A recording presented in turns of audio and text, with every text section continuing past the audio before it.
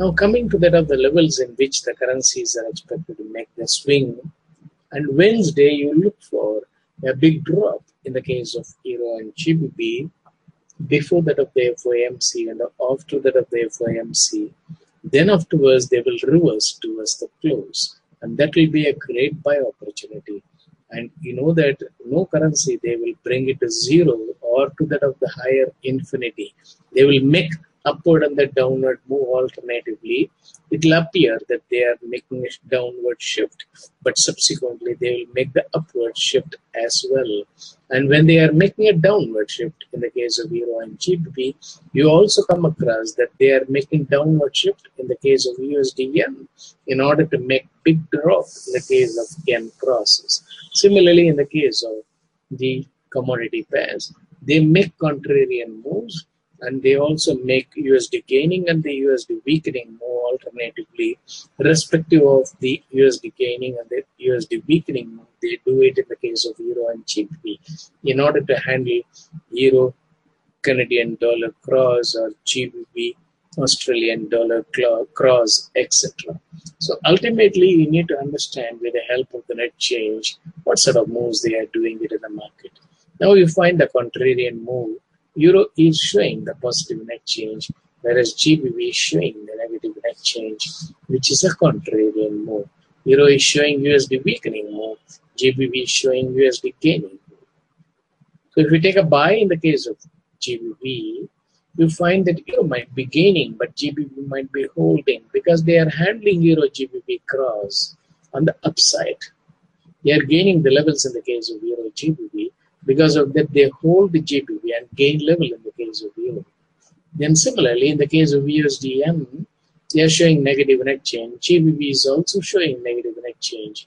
So you find that GBP yen will be showing negative net change.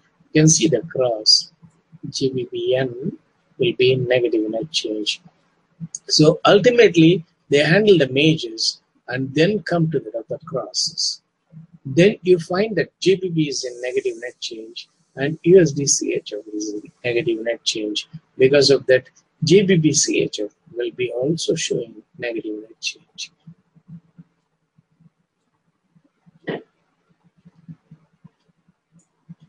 Yeah. So this is how they push, make the contrarian move and make upward and the downward move. Such contrarian moves are part of the game, so that people might thinking that crosses are unaffected because of the US dollar sentiment or because of the data release, etc. But actually the players make big moves in the case of the majors, and that in fact gets deflected in the case of crosses.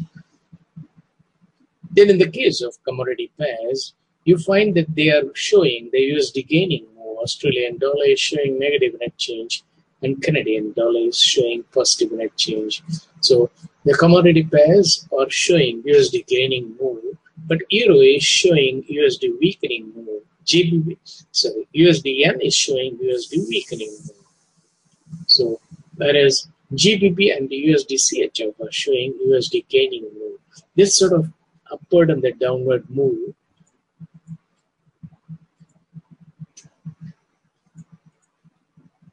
they make in the market.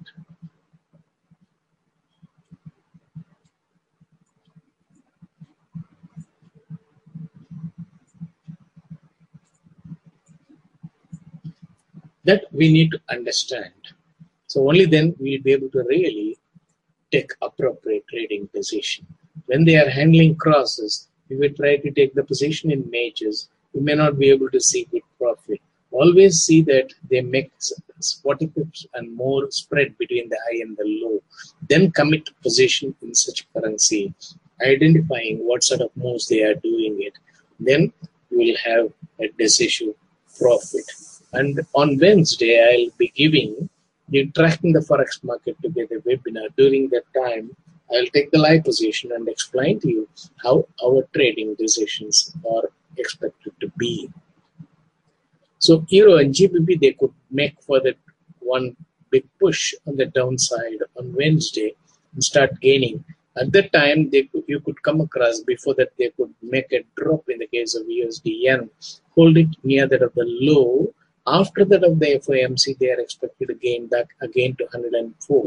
So that sort of move they are expected to make, drop USD yen first, then followed by that Euro and GBP drop, and USD yen bounce up. Then later on, from Thursday, Friday, Euro and GBP also bounce up. CHF will be making a narrow range swing, and also in the case of Canadian dollar and Australian dollar, they are expected to make the USD weakening more slowly.